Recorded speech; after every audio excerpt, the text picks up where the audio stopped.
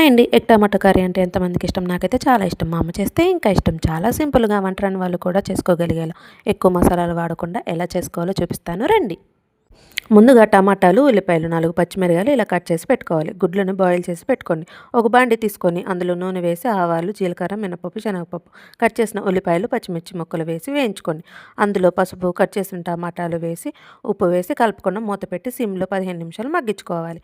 వేరే ఒక గిన్నెలో ధనియాలు వేసి వేయించుకోండి. మిక్సీ జార్‌లో వేసి అందులో 5 వెల్లుల్లి రెబ్బలు వేసి మిక్సీ పట్టుకోవాలి.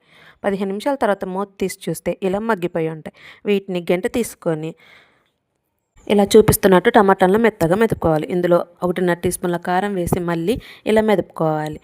ముందుగా బాయిల్ చేసి పెట్టుకున్న గుడ్లని ఘాట్లు పెట్టుకొని వీటిలో వేసుకొని కలిపేయాలి. అసలు వాటర్ పోయకుండా సిమ్లో 5 నిమిషాలు ఉంచాలి.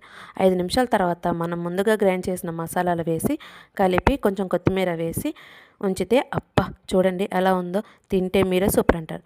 అంతే, ఎగ్ కర్రీ రెడీ.